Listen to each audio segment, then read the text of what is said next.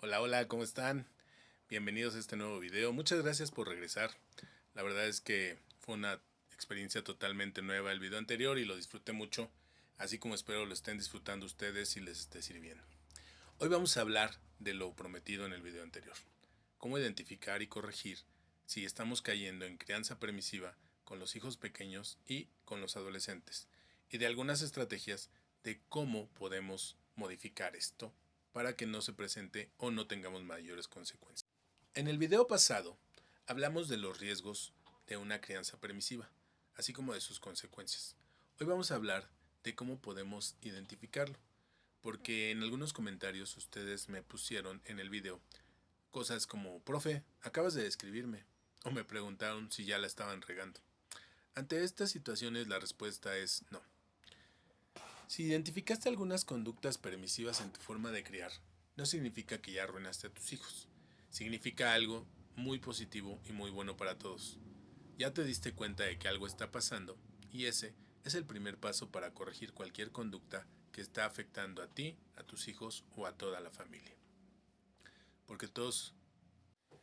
Pero bueno, como decía la chaviza porfiriana, a lo que te truje, chencha.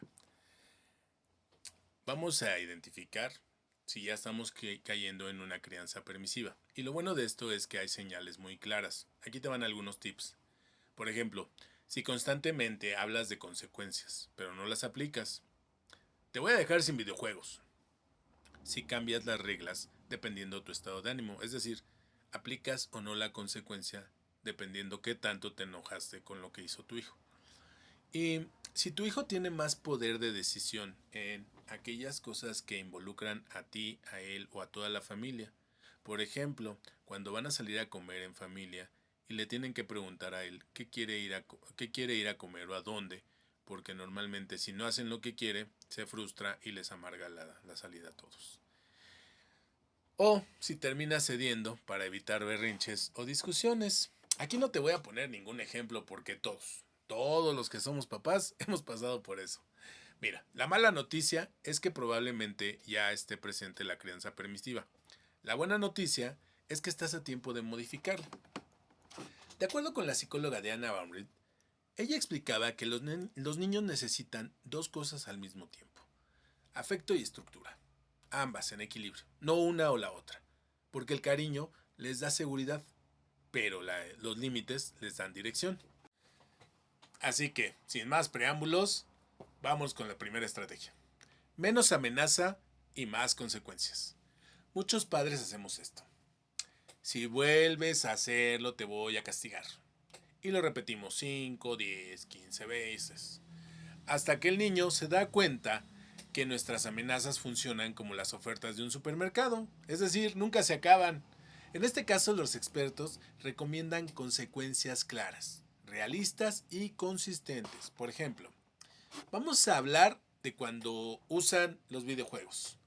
Si él no guarda el videojuego a tiempo, si no deja de usarlo cuando se lo indicas, si pierde tiempo guardándolo, si hace todo este tipo de cosas que normalmente hacen cuando se trata de algo que les gusta mucho, entonces tiene que haber consecuencias.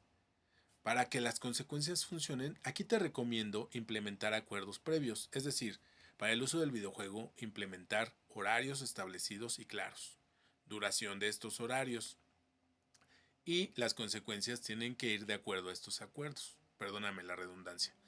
Por ejemplo, si él no guarda el videojuego a tiempo, el día de mañana en lugar de tener 2 horas va a tener 1 hora 40 o 1 hora 30 o 1 hora 50, depende las consecuencias que ustedes establezcan. Aquí lo importante es que se cumplan estas consecuencias sin miramientos, sin contemplaciones de ningún tipo. Estrategia número 2: aprender a tolerar la frustración del niño. Y aquí se pone bueno porque a veces somos los padres los que sufrimos más el berrinche que incluso ellos mismos. Y por eso cedemos, porque preferimos perder una batalla que seguir viéndolo sufrir o haciéndonos la vida imposible por sus reacciones. Tenemos que concientizarnos sobre el hecho de que ningún berrinche es mortal, ningún berrinche va a tener consecuencias graves si se trata con calma, con asertividad y con claridad.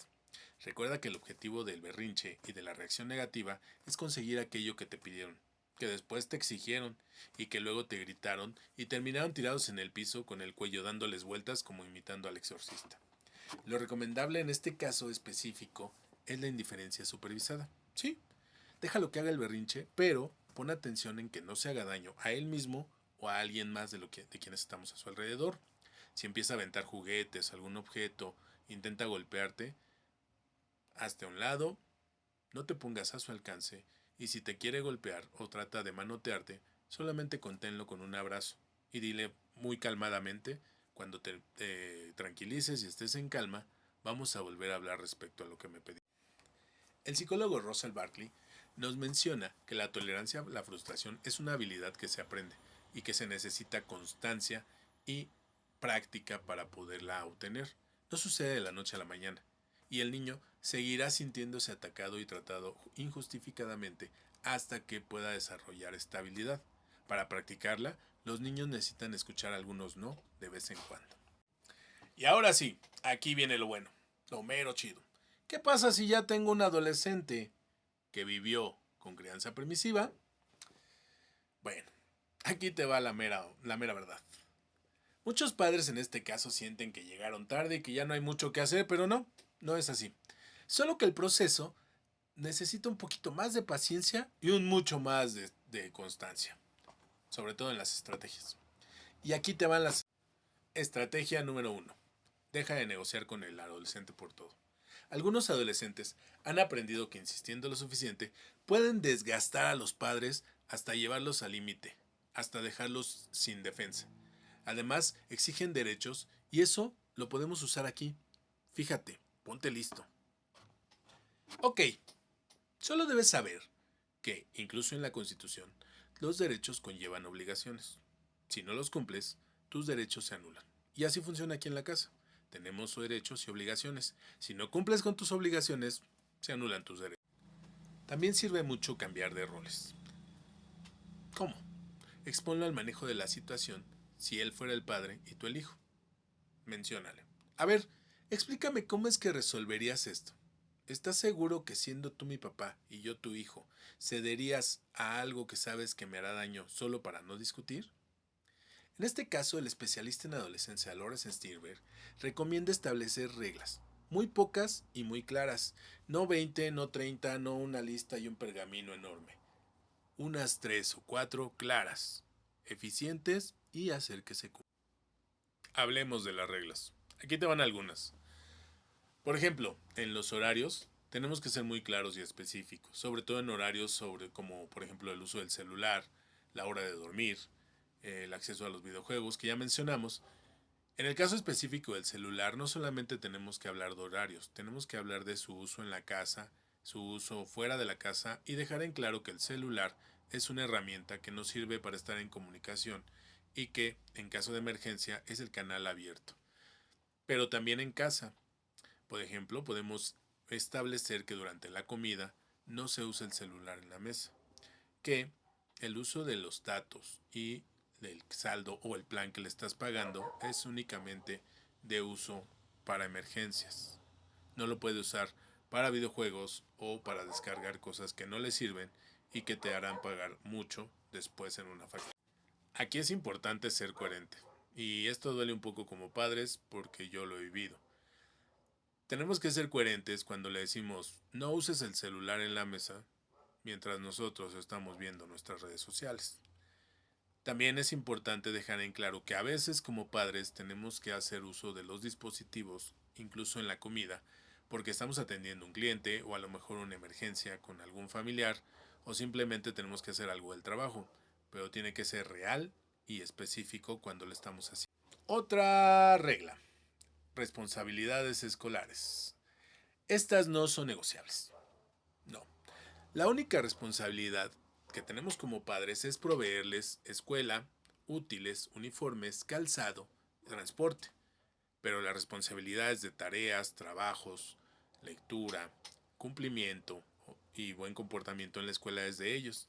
Las omisiones y las consecuencias tendrán que ser manejadas por ellos mismos y deben de tener consecuencias. Estas se tienen que especificar claramente y llevarlas a cabo. De eso vamos a hablar más. Otra regla: respeto dentro y fuera de la casa. Este tampoco se negocia. Una buena estrategia es practicar e inculcar la empatía. Puedes plantearle lo siguiente: ¿cómo te sentirías tú si intercambiamos lugares? Y yo, siendo tu hijo, te trato, te contesto o reacciono como lo haces tú cuando estás enojado. Recuerda que nosotros, tus padres, te amamos. Y eso que haces cuando reaccionas negativamente nos hace sentir muy mal y hace que nos duela más. Son pocas reglas, pero tienen mucha claridad, mucha especificidad. Sobre todo, necesitas constancia. Esto es indispensable. Segunda estrategia para adolescentes: recuperar la autoridad sin convertirte en un dictador. Porque algunos padres pasamos de la permisividad absoluta al modo comandante militar. Y eso, te lo prometo, tampoco funciona. Los adolescentes necesitan ser escuchados atentamente. Pero ojo, escuchar no significa obedecer o ceder ciegamente. Escuchar significa atender y probablemente considerar su opinión para tomar una decisión que atañe a toda la familia. Aunque debes dejar claro que la decisión final le corresponde al adulto de cargo. Aquí te puede funcionar mucho que le propongas compartir la responsabilidad de las decisiones. De esta manera, el adolescente tendrá una mejor comprensión de la responsabilidad que como padres tenemos y cómo el ejercicio de la autoridad, más que una imposición sin sentido, es una forma de proteger y prevenir un probable daño para la familia. Estrategia número 3: cambiar la relación. Muchos adolescentes criados en permisividad están acostumbrados a recibir instrucciones, pero no responsabilidades. Es como aquello de exijo mis derechos, pero evado las responsabilidades. No las acepto. Puedes empezar por delegar pequeñas acciones que involucren a la familia, como por ejemplo, que organicen algo: un cumpleaños, el menú semanal, los roles y turnos para pasear y alimentar a las mascotas. O que administren una cantidad de dinero con un fin específico. Por ejemplo, comprar comida, ir a algún paseo familiar o ahorrar para algún viaje. Que se hagan cargo de ciertas tareas, además de aquellas que ya tienen establecidas como cotidianas, aquellas que son esporádicas. Por ejemplo, apoyar a limpiar la bodega de la casa, cortar el pasto, no sé, las reparaciones del hogar si es que ustedes las realizan. Esto puede servir para que ellos se den cuenta de que las responsabilidades no son rutinarias y no siempre se tiene que hacer lo mismo. Hay necesidades que también atañen a la familia que se tienen que hacer de vez en cuando. Y aquí viene una que tal vez te puede llegar a dar miedo, pero que si la escuchas con atención te vas a dar cuenta que te puede servir mucho a ti y a tus hijos, que enfrenten algunas consecuencias reales de sus decisiones. Explícale previamente las posibles consecuencias de algo que planea hacer o que te esté insistiendo en hacer, como por ejemplo salir con ese amigo que no te cae bien, comer algo que los va a dañar, que les va a hacer daño, elegir cierta ropa para cierta ocasión, o ya en otro nivel, la pareja que eligen, consumir alguna sustancia como alcohol, cigarro, no sé. Esto incluso si ya lo hablaron antes al respecto, tienen la curiosidad de hacerlo. Es importante que vivan en carne propia las consecuencias de tomar decisiones de las que ya fueron informados. Aquí la recomendación es: insiste en la consecuencia, déjalo que lo haga, deja que lo experimente, pero asegúrate de que no se haga daño. Bueno, ahora vamos a hablar de palabras claves. La primera de la que te quiero hablar es de la constancia. Uno de los errores más comunes cuando una familia empieza a establecer límites es que se interprete la reacción negativa del hijo como una señal de fracaso, cuando en realidad esto puede ser totalmente lo contrario.